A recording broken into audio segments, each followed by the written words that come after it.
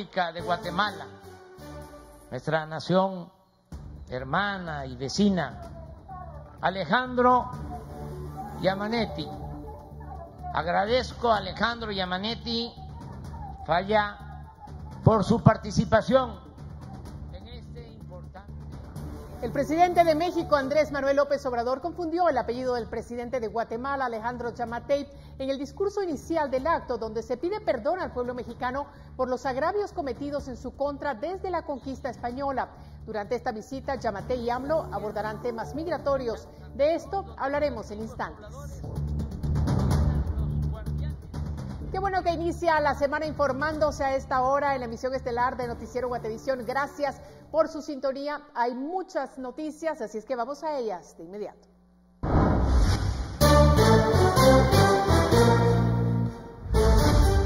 Este martes dará inicio a la fase 2 en 106 centros de vacunación en 7 departamentos. Sin embargo, el Ministerio de Salud aún desconoce cuántas personas fueron citadas.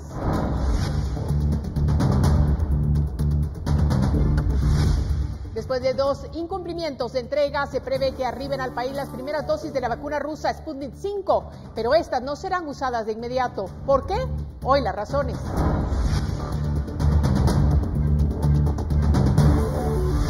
Ministra de Salud Amelia Flores es cuestionada por compra de vacunas rusas y asegura que no ha firmado ningún contrato para adquirir con un intermediario.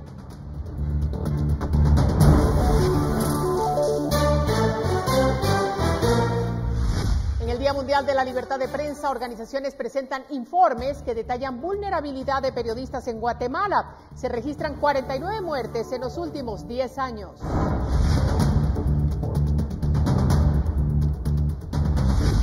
Más de 400 días ha convivido Guatemala con distintas restricciones. Al momento de hacerlo, ¿en qué se pensó más? ¿En la salud o en la economía? Lo vemos esta noche en un reportaje especial. Comunidad internacional cuestiona decisión de Asamblea Legislativa salvadoreña tras destituir a magistrados de la Corte Suprema de Justicia y al fiscal general.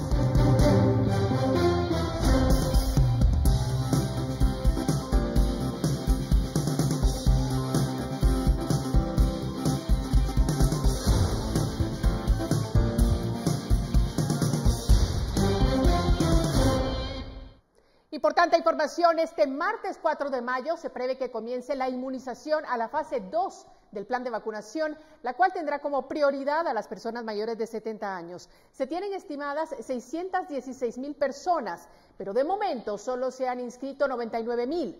Salud no sabe cuántos están citados.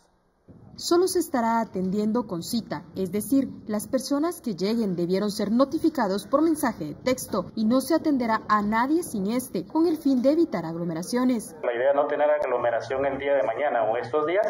Toda persona que haya recibido su mensaje de texto es la que estará llegando a partir del día de mañana. Y aunque los mensajes de texto debieron enviarse 3 días antes, hasta hoy el Ministerio de Salud desconoce cuántas personas están citadas en los 106 centros de vacunación en 7 departamentos. Las compañías telefónicas aún no han proporcionado los detalles, pese a que de esto dependen para empezar a buscar por otras vías a las personas que no logren localizar. Por eso se hace la necesidad de los 3 días anteriores para poder contactarle por otra vía, porque también tenemos datos de residencia, tenemos correo electrónico por medio del cual podemos contactarle, porque nos hemos encontrado... No es tan difícil que me den el dato. ¿Cuántos mensajes han enviado al día de hoy? Es que eso lo hace la telefónica y corta hasta la noche. Eso pero está diciendo que con 3 días de anticipación al corte de ayer a las 24 horas, ¿cuántos habían enviado? Eso todavía hasta hoy lo van a comenzar a generar ellos, porque ese es un proceso interno de la telefónica. La cartera señaló que habrá una distribución de las vacunas según los lugares. Las de AstraZeneca serán enviadas al interior del país, mientras que las de Sputnik 5, que requieren ultracongelación, para lo cual se están instalando refrigeradores especiales, estarán en las áreas urbanas. Con imágenes de Elmer Vargas, reportó Andrea Domínguez. Y en el inicio de vacunación de los guatemaltecos mayores de 70 años, que se da 6 días después de tener las vacunas ya en bodega, se comenzará en 7 de los 22 departamentos, debido a que la mayoría de personas en ese rango de edad se encuentran en ellos. Estos son Alta Verapaz, Chiquimula, Petén, El Progreso, Izabal, Quiché, Quetzaltenango y Guatemala. Según la Procuraduría de Derechos Humanos, el gran peligro que existe es que se está dejando fuera a miles de personas de las áreas rurales que no tienen acceso a la tecnología para registrarse o un medio de movilización hasta los kioscos que se han habilitado. Nuevamente el proceso se inicia de forma tardía, todos los días cuentan, todos los días son días en los cuales están falleciendo personas por falta de acceso a las vacunas y es necesario que el Ministerio de Salud agilice todas las gestiones para poder dar acceso a todos los guatemaltecos. Esta es una situación sumamente grave en la cual todavía no se tiene mucha claridad de cómo va a funcionar el proceso de vacunación en esta fase y determinamos también ante esta situación que el enfoque sigue siendo un enfoque eminentemente rural. Bueno, el gobierno de Guatemala ya ha pagado 711.511.000 quetzales por vacunas contra el COVID-19, esto dividido en 5 desembolsos. 4 de estos han sido para la Organización Panamericana de la Salud, a quienes ya se les ha pagado 97 millones de quetzales por 6,8 millones de dosis adquiridas por medio del mecanismo COVAX para vacunar a 3,4 millones de guatemaltecos. Mediante el mecanismo COVAX se han realizado 2 entregas que suman 407.600 dosis de vacunas AstraZeneca. El pago más grande hasta el momento ha sido a la subsidiaria del Fondo Ruso, al que se le adelantaron 614.504.040 quetzales por 16 millones de dosis de la vacuna Sputnik V.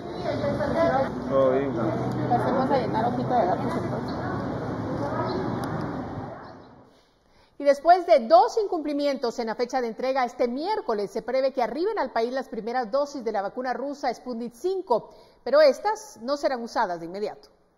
Este miércoles 5 de mayo se prevé que llegue el primer lote de vacunas Sputnik V a Guatemala, pero solamente serán 50.000 dosis para la primera aplicación. Originalmente se había señalado que serían 100.000, pero según la titular de la cartera, el fabricante ha tenido una alta demanda. Esto pese a que Guatemala ya canceló al Fondo Ruso de Inversión el 50% de las dosis, desembolsando 614.5 millones de quetzales para 16 millones de vacunas. Pese a llegar al país, estas no serán usadas de inmediato, pues primero deberán ser enviadas a un laboratorio de categoría 4, que puede ser en México, Brasil o Argentina, para que determine la calidad de dichas vacunas, esto ante los diversos cuestionamientos a las dosis rusas. Las vacunas que recibimos no pasan por ese proceso, traen una certificación de la OMS, la EMA o ¿cuál es el otro?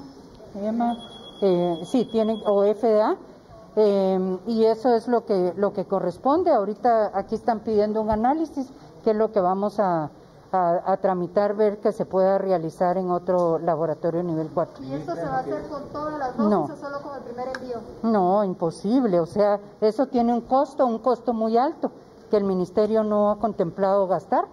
Y se hace un muestreo al azar. Según Flores, estas serán usadas una vez se terminen las de COVAX. Esta vacuna se va a estar utilizando cuando terminemos las 200.000 personas vacunadas con AstraZeneca. Flores también aclaró que el costo del envío de las vacunas de los países fabricantes a Guatemala no está incluido dentro de lo que se está pagando a las farmacéuticas y señaló que ahora solo por las 50.000 dosis de transporte aéreo se están cancelando 271.607.28 quetzales y se prevé que semanalmente ingresen vuelos con más dosis y estiman estar cancelando eso por cada vuelo desde Rusia, un monto que incrementa el costo de la dosis de $9.99 a 11 cada una. Con imágenes de Elmer Vargas, reportó Andrea Domínguez.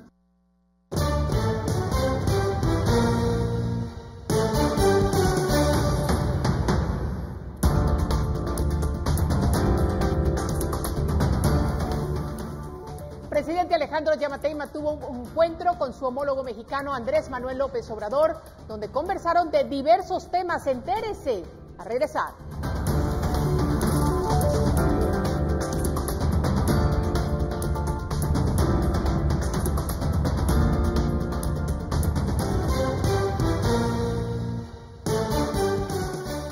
Continuamos hablando del tema de las vacunas. La ministra de Salud acudió esta mañana a una citación con diferentes bancadas en el Congreso de la República para aclarar dudas sobre ese proceso de adquisición de las vacunas y la entrega de las Sputnik V provenientes de Rusia. La ministra Amelia Flores aseguró que su cartera no firmó el contrato para adquirir estas vacunas con un intermediario e indicó que lo suscribió con una subsidiaria del Fondo de Inversión Directo de Rusia, llamada Human Vaccine. No obstante, dijo que no podía publicar el contrato por un acuerdo de confidencialidad firmado en 2020. Anunció que consultará a Rusia el miércoles para establecer si lo puede compartir. Sí, pero ¿cuándo tienen conocimiento ustedes que es con la subsidiaria y no con el fondo ruso? Es que es el fondo ruso. Ellos siempre han estado acompañando el proceso y es el fondo ruso el que a través de su subsidiaria se remite la compra de las vacunas. En la actividad, el diputado Orlando Blanco criticó las cláusulas del contrato que eximen de responsabilidad al vendedor de vacunas por retrasos. Ante sus reclamos, la ministra anunció que funcionarios rusos expresaron su molestia por la citación en el Congreso. Se les trasladó, nosotros hemos cumplido con todo lo que ellos pidieron. Incluso se firmó un contrato que los beneficia a ellos en la mayoría de cláusulas. Que se aborde públicamente esta situación. De verdad, los que debemos de estar indignados y molestos somos nosotros, y así díganles. Solo eso faltaba. Les pagamos por adelantado, no vienen las vacunas, nos mandan un puchito para callarnos la boca y todavía sí plantean de que están molestos. Antes de finalizar la reunión, la ministra Flores también admitió que su cartera aún no define un plan para pagar el 50% de las dosis que pactó adquirir con el gobierno ruso. Reportó para Noticiero Guatevisión, Carlos Kestler. Bueno, y es que este es un tema muy delicado, pero tenemos que abordarlo, por supuesto, en Noticiero Guatevisión. Y fíjese que hasta el momento los contratos de adquisición de vacunas con las farmacéuticas que ha firmado Guatemala se han catalogado como confidenciales, ya lo escuchaba usted en la nota. Dentro de estos, el de Rusia. Sin embargo, este fue filtrado y esto es parte de lo que se reveló. El contrato que fue firmado el 17 de febrero entre la ministra de Salud, Amelia Flores, como representante de la cartera, y el CEO de Human Vaccine, se señala en el inciso 2.4 que pese al incumplimiento de entregas que se puedan dar, la empresa no tiene ninguna responsabilidad y el país deberá esperar que la cadena de producción se reactive o normalice. Además, se establece que el costo de las vacunas por tratamiento es de $19.90. Cada dosis sale a $9.96, es decir, en total se pagará unos 159 quetzales por guatemalteco. También se establece que el país no tiene derecho a devolverle los productos al vendedor a menos que las partes acuerden lo contrario por escrito. En el contrato filtrado y firmado entre Guatemala y la filial de Rusia, dice que el comprador no tendrá derecho a retener o diferir la totalidad de parte de cualquier pago adeudado a los productores entregados por cualquier supuesto defecto, disputa o cualquier otra reclamación contra el vendedor, a menos que sea notificado por escrito de la misma y dicho reclamo sea aceptado por el vendedor. Al ser consultada la ministra de Salud, Amelia Flores, por esta filtración, lamentó lo ocurrido. ¿Guatemala estaría pagando alguna multa luego de revelarse el contrato? No han hablado de ninguna multa ni está establecido. Además, no fuimos nosotros quien revelamos el contrato. Ese es un tema de confidencialidad. Lamentablemente hay todo tipo de personas en las instituciones. Con imágenes de Elmer Vargas, reportó Andrea Domínguez. Mira, aquí tenemos la recomendación que hizo el presidente Alejandro Yamatei para prevenir el coronavirus durante su estadía en Andorra el 20 de abril. Fíjese bien, porque hoy la ministra de Salud, Amelia Flores, desaconsejó el uso del mismo medicamento que recomendaba el presidente luego de que el diputado Aldo Dávila le cuestionara durante la citación sobre la compra de las vacunas Sputnik 5 en el Congreso. La ivermectina, que sustituye por mucho a la vacuna, si se toma preventivamente dos pastillas de 6 miligramos, valga la redundancia, valga la receta gratis de aquí de España. No fui yo la que di declaraciones de la ivermectina. Pero usted como viceministra, ¿qué piensa de eso? Es lo que le estoy preguntando. ¿Cómo? Usted como ministra de Salud, ¿qué piensa de esa declaración? Yo pienso que técnicamente mi posición es no usar ivermectina para eso. Eso quería que me contestara. Gracias. Yo no puedo opinar sobre las declaraciones de otra persona. Gracias. Bueno, y continuamos informando sobre el viaje del presidente Alejandro Yamatei, quien mantuvo un encuentro con su homólogo mexicano Andrés Manuel López Obrador durante una de sus actividades programadas en el país vecino. Alejandro Giamanetti. Agradezco a Alejandro Giamanetti Falla por su participación en este importante acto. Muchas gracias, Alejandro, por acompañarnos. Así agradeció Andrés Manuel López Obrador la presencia del presidente Alejandro Giammattei en uno de los eventos programados para su visita a México. Se trató de una ceremonia conmemorativa del fin de la Guerra de las Castas, un movimiento social que iniciaron en 1847 los nativos mayas del sur y oriente de Yucatán contra los criollos y mestizos de la región. Esta actividad formó parte de la primera jornada de Giammattei en México, en donde también mantendrá otras reuniones con López Obrador sobre la migración y el desarrollo económico de la frontera entre ambos países. El retomar nuestra historia nos permite analizar el presente y darnos cuenta que nos seguimos enfrentando ante la pérdida de vidas humanas, pero ahora a manos del crimen organizado, a causa de la desnutrición y la incansable búsqueda de sueños y oportunidades que tantas personas persiguen a toda costa, aún lejos de su casa, producto de la marginación, la exclusión social y la falta de desarrollo. La gira de Giammattei en el país vecino finalizará este martes en la Ciudad de México, acompañado por el canciller Pedro Brolo y la secretaria de Comunicación Patricia Letona. Reportó para Noticiero Guatevisión, Carlos Kestler. Y tenemos noticias de fuera de nuestras fronteras. La Administración de Alimentos y Medicamentos de los Estados Unidos estaría lista para autorizar el uso de la vacuna Pfizer-BioNTech contra el COVID-19 en adolescentes de 12 a 15 años a principios de la próxima semana. Los laboratorios BioNTech y Pfizer anunciaron a fines de marzo que su vacuna anti-COVID mostró eficacia del 100% en los jóvenes de entre 12 y 15 años. Con esto buscan la inmunización a este grupo antes de que inicie el próximo año escolar, que en la Unión Americana es a finales de agosto. Mire, 4 migrantes perdieron la vida y 25 más resultaron heridos en un naufragio cuando intentaban ingresar como indocumentados a Estados Unidos por las costas de San Diego. Las autoridades señalaron que se trataría de un nuevo caso de tráfico de personas. La Guardia Costera recibió una llamada sobre un barco en problemas y gente tratando de mantenerse a flote en el agua. La alerta movilizó a 100 efectivos de emergencia de varias agencias. Las autoridades creen que el barco venía de México. La patrulla fronteriza detuvo a algunos de los sobrevivientes que no sufrieron lesiones. Bueno, y cerca de nuestras fronteras, el presidente salvadoreño Nayib Bukele es cuestionado por organizaciones internacionales por las destituciones a los magistrados de la Corte Suprema de Justicia y al fiscal general hechas por el Congreso de esa república, conformado en su mayoría por diputados afines a Bukele.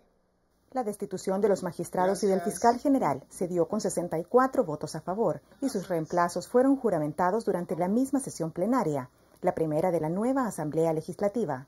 Los diputados argumentan que los funcionarios removidos han incumplido con sus obligaciones de defender los intereses del Estado y que tendrían vínculos partidarios. Lo que estamos haciendo esta tarde es completamente legal y en base a las atribuciones que tenemos como Asamblea Legislativa. Pero la legalidad no es tan clara a los ojos de la comunidad internacional. La vicepresidenta de Estados Unidos, Kamala Harris, expresó la profunda preocupación que estos hechos han generado en Estados Unidos. Internamente, diversos sectores sociales salvadoreños y organizaciones de la sociedad civil calificaron el proceder de la Asamblea Legislativa como un golpe a la democracia. Ante el asalto a la separación de poderes, condenamos categóricamente este golpe de Estado, avalado por el presidente Bukele. En las calles también fue convocada una concentración ciudadana, que no logró asistencia masiva, pero que se manifestó a pesar de la lluvia. Estamos ante una dictadura, aunque la gente no lo quiere ver así. La población debe activarse, tenemos que defender la Constitución, defender el Estado de Derecho. Estas protestas y el pronunciamiento de la vicepresidenta de Estados Unidos incrementan las expectativas de lo que sucederá en el corto y largo plazo. Entre otras cosas porque El Salvador es una pieza clave en la estrategia de la Casa Blanca para combatir de raíz la masiva inmigración de indocumentados. Claudia Saldaña, Voz de América, El Salvador.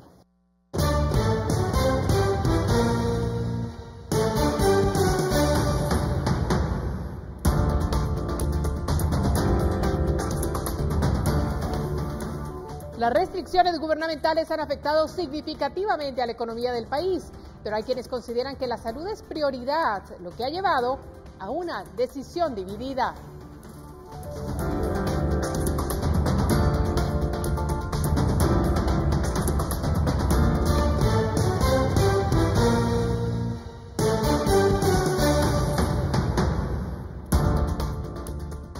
Cierres totales, toques de queda, estados de calamidad, la reapertura posterior son algunas de las medidas que el gobierno tomó a lo largo de estos casi 14 meses de pandemia. Los contagios y casos graves, sin embargo, siguen al alza. Las vacunas no llegan y la economía se resiente.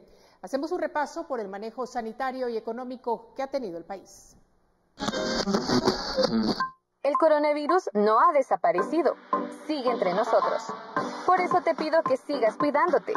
Disfruta el verano en nuestro país, con responsabilidad y cuidado.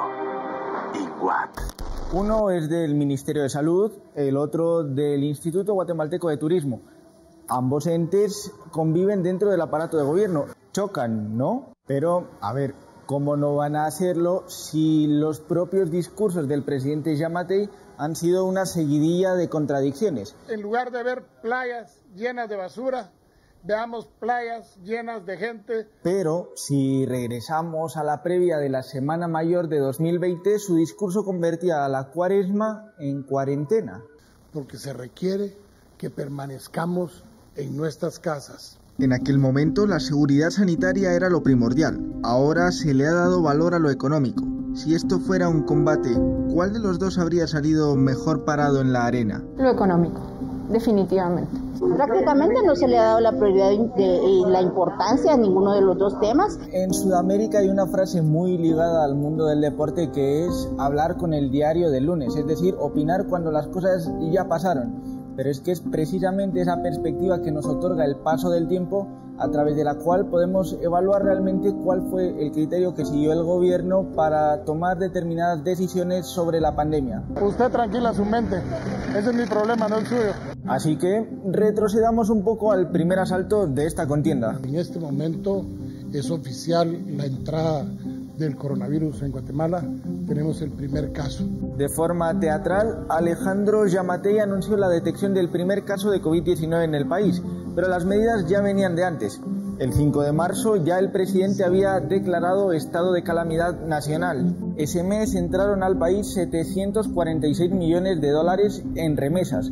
La confianza en la economía del sector privado estaba en 57,52 y el índice de precios al consumidor estaba en 141,57. El 17 de marzo, cierre total. Se suspenden las actividades laborales en las distintas dependencias del Estado, así como en el sector privado por el tiempo establecido. El haber iniciado medidas de cierre, de confinamiento, de restricción de movilidad con estados de calamidad,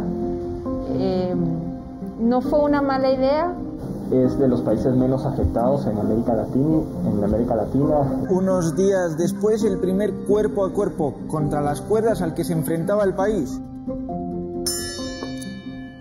La Semana Santa, se echó el cierre entre los departamentos del país, se prohibió el consumo y venta de bebidas alcohólicas y la mascarilla se volvió obligatoria. Las actividades religiosas como las procesiones ya habían quedado canceladas. ¿Y cómo lo tomó la economía? Cerrada completamente, pues yo te diría que estuvo durante la Semana Santa y a lo mejor algunos días en los fines de semana. ¿Y la salud? El país debe de contar con un plan integral de respuesta a la pandemia, porque precisamente todas estas decisiones que se toman deben de tener el sustento técnico necesario. Esa Semana Santa arrancó con 69 casos y terminó con 97. El mayor aumento porcentual se dio del martes al miércoles, con una crecida de 43% en el acumulado. El índice de precios al consumidor estaba en 142,58 y las remesas cayeron de marzo a abril un 7,5%. Comenzaron también los planes de resguardar la economía. 10 fueron los programas socioeconómicos implementados, que luego se aumentaron a 14. El Congreso les autorizó un fondo total de 14.610 millones de quetzales para ello. Sin embargo, cuando concluyó el estado de calamidad, algo de lo que vamos a hablar después, 4 de ellos quedaron en ejecución cero. El año pasado todos los programas que se generaron para amortiguar los efectos de la pandemia pues sufrieron retrasos. ¿Qué nos dicen desde las distintas esquinas? Tendría que haberse acompañado de una ejecución adecuada de todos estos programas. Hasta las medidas de la semana pasada, la planeación iba bastante bien. El gobierno tiene un plan económico. Había 715 casos confirmados en el país. El aumento diario se mantenía entre el 3 y el 7%. El índice de precios al consumidor estaba en 142.85 y las remesas habían aumentado gracias a la comunidad migrante. El virus aún no nos demostraba cuán duro podía golpear, pero la economía del país se tambaleaba al borde del knockout. Es decir, ha dejado de alguna medida que los empresarios grandes o los empresarios de siempre pues puedan seguir operando ya. Para finales de abril, 8 de cada 10 hoteles estarían cerrados. Eso decía la encuesta empresarial de impacto económico llevada a comienzo. Este primer asalto contra la enfermedad terminó con una medida de urgencia. El 15 de mayo, durante un fin de semana, el país se cerró otra vez casi al completo. Tan solo las tiendas de barrio podían operar y solo lo hicieron entre las 8 y las 11 de la mañana. Un grupo de profesionales de la ciencia y de la salud se unió para crear el Laboratorio de Datos, una entidad desde la que han fiscalizado el actuar del gobierno con respecto a la pandemia. De hecho, vamos a platicar con la persona al frente. Doctora Slowin, gusto de saludarla. Mire, le quiero preguntar, a su criterio, ¿cómo cree que ha sido esa forma de accionar del gobierno frente a la pandemia? Yo diría que sacrificando sobre todo la prioridad sanitaria, ¿verdad? Anteponiendo la necesidad de la reapertura de la economía a cualquier costo. El 25 de mayo fue el tercer peor día por número de casos hasta ese momento, 302, que elevaron el total hasta los 4.164. Ese día, además, se creó la Comisión Presidencial para la Emergencia del COVID-19, la COPRE-COVID. Al frente de ella, el epidemiólogo Edwin Asturias, con quien platicamos a la distancia hasta su hogar en Colorado, Estados Unidos. En la mayoría de países han tenido que establecer una fuerza de tarea que se pueda encargar de trabajar en conjunto con el Ministerio de Salud. Y entonces es cuando surge el semáforo. El tablero de alertas parecía como que las medidas estaban respondiendo más a las presiones de ciertos grupos con intereses económicos. Definitivamente había que abrir muchos de los centros comerciales, restaurantes, incluso gimnasios, que era otro de los temas de la industria que estaba cerrada. En realidad no, lo que vemos es que ha tenido que responder más justamente a las presiones de estos sectores económicos. 4 de las 5 peores semanas epidemiológicas, es decir, en las que más casos nuevos hubo, ocurrieron en julio de 2020.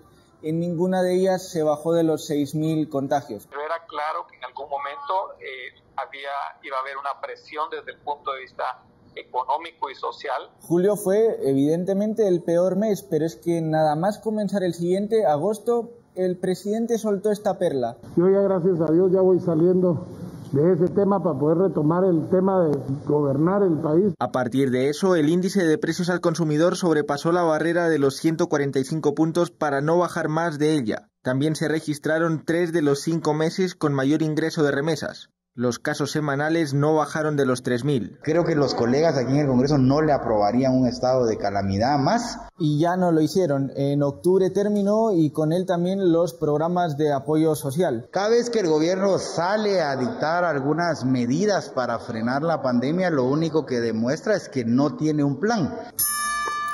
Llegó 2021. El 26 de enero puso un límite al horario de los restaurantes y de los hoteles. 2 días después quitó ese límite y finalmente el 5 de febrero decidió levantar todas las restricciones. Eso sí, no hay restricciones, pero tampoco hay vacunas. Vamos atrasados, somos uno de los países con peores avances en el proceso de vacunación. La economía del país cayó solo 1,5%, el menor bajón en América Latina. En la comparación interanual, las remesas subieron un 32%, el precio del combustible aumentó un 25%, los casos sobrepasaron los 200.000. ¿Qué sector ha quedado mejor parado, el económico o el sanitario? Con los datos delante y con ambos aún en pie, deliberen.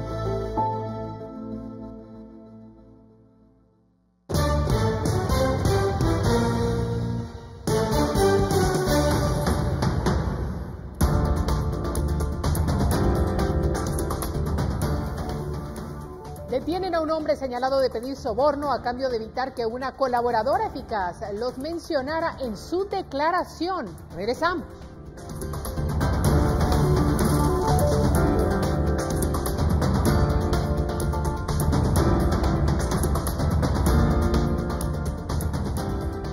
Electroral, el único suero sin preservantes, presenta.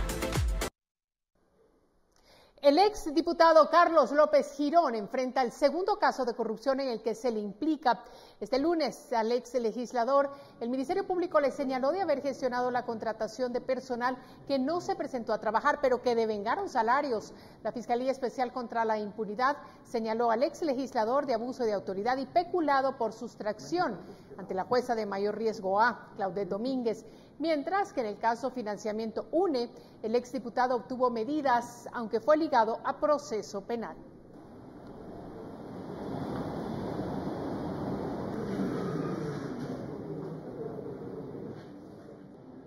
Y en más de la justicia, el juzgado de mayor riesgo B resolvió detener la persecución penal a Jin Quijón, quien admitió el delito de caso especial de defraudación aduanera en el caso La Línea, en la fase de importadores.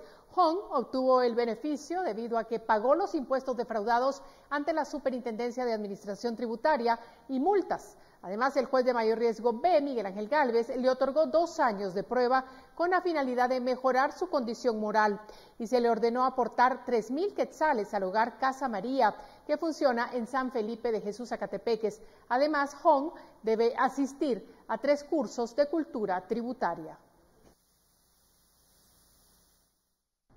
Mire, hay más. La FECI reveló un nuevo caso de corrupción denominado Lucrando por la Impunidad, en donde se detuvo a una persona que señalan de utilizar una cuenta de Twitter para atacar a quienes luchan contra la impunidad. Este día fue capturado José Augusto Gálvez Orellana por una investigación que efectúa la Fiscalía Especial contra la Impunidad del Ministerio Público, por supuestamente pedir un soborno a diferentes personas a cambio de evitar que la colaboradora eficaz, Annalise Herrera, no los mencionara en su declaración en el caso Construcción y Corrupción. Según la Fiscalía, Gálvez Orellana usa un perfil en una red social desde la cual hacía publicaciones que incitan al odio y discriminación de actores involucrados en la lucha contra la corrupción e impunidad en el país. El Ministerio Público informó que Richard Shaw Arribillaga denunció ante la Comisión Internacional contra la Impunidad en Guatemala, CICIG, cuando estaba en funciones, que a partir del 16 de septiembre de 2018 recibió mensajes de una persona que le afirmó que prestaba asesoría jurídica a Herrera Monterroso. El objetivo de los mensajes era pedir una cifra de 300,000 quetzales a cambio de que Annalise Herrera se abstuviera de declarar con respecto a supuestas plazas fantasma. La Fiscalía explicó que las pesquisas revelaron que los mensajes de texto provenían de una línea telefónica registrada a nombre de Gálvez Orellana y se presume tiene una relación cercana con la colaboradora eficaz, quien fue visitada por Gálvez Orellana mientras estuvo en detención preventiva en por lo menos 174 ocasiones, del 19 de julio de 2017 al 4 de agosto de 2018. Reportó Edwin Pitán. Electroral, el único suero sin preservantes, presentó. La invitación para que se quede en nuestra señal porque hay más, pero después de la pausa.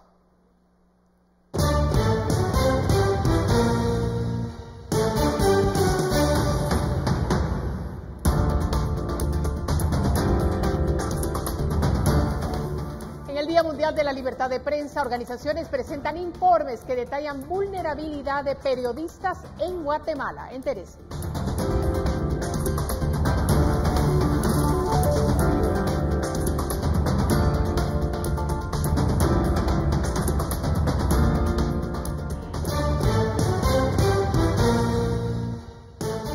CFS, Corredores de Seguros. 17 años contigo asegurándote. Cotiza tu seguro con nosotros al teléfono 2387-9999. Presenta.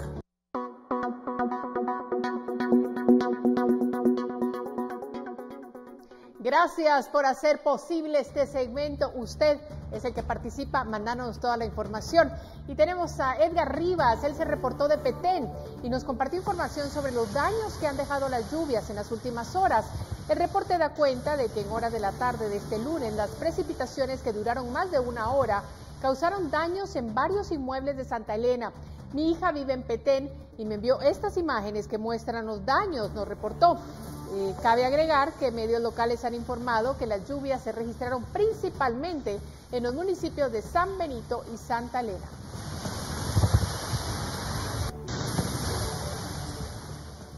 Bueno, y en Patulul, Suchitepeque, las lluvias han causado la crecida del río Madre Vieja.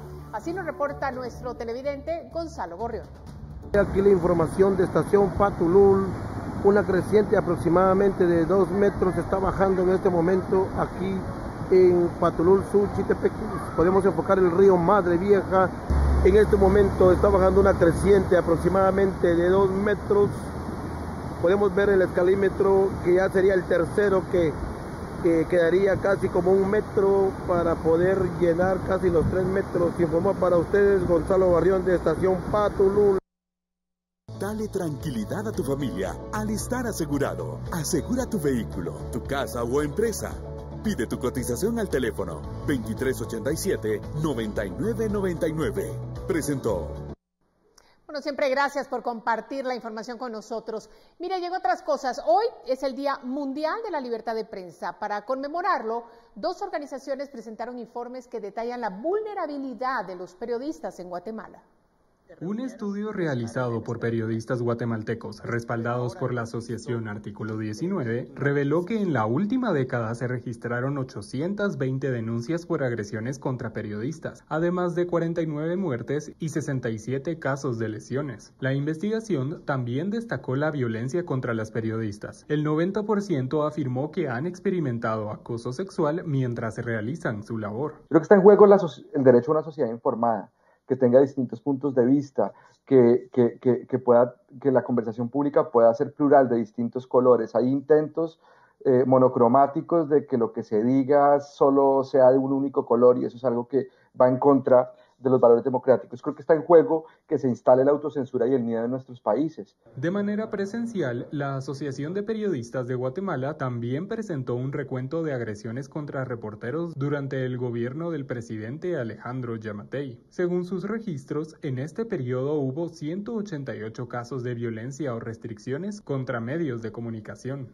Tenemos reporteros que han sufrido golpes, cárcel, acusaciones falsas, y que no andan con toda la confianza donde quiera que se desplazan porque son perseguidos a veces por unidades policíacas y en algunos casos pues no se sabe quién lo ande siguiendo a uno, pero se ha dado esa persecución en aras por parte de la esfera gubernamental de que no se le digan sus cosas, debiera ser al contrario. Según la organización Reporteros Sin Fronteras, Guatemala es un país riesgoso para ejercer el periodismo. Reportó para Noticiero Guatevisión, Carlos Kestler.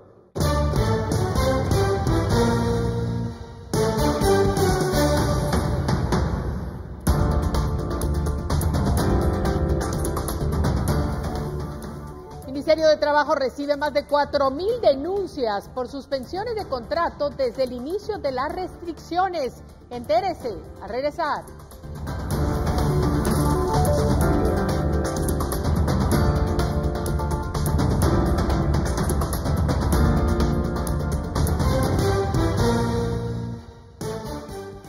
Que está con nosotros para recibir a esta hora a Paula Osaeta. Ella tiene el segmento Hablemos de Dinero.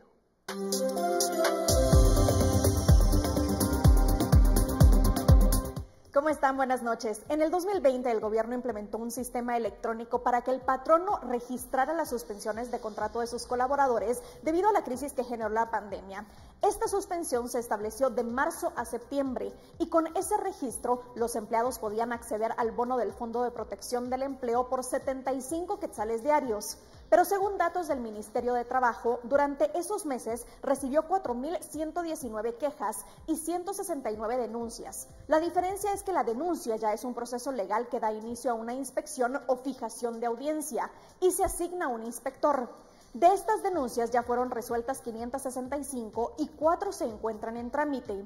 Dentro de las irregularidades más recurrentes detectadas está que los supuestos empleadores suspendieron a personas que no tenían la calidad de trabajadores, que los supuestos empleadores aparecían a su vez como trabajadores suspendidos, También los solicitantes suspendieron a familiares sin acreditar que eran trabajadores y suspendieron a trabajadores que continuaban laborando.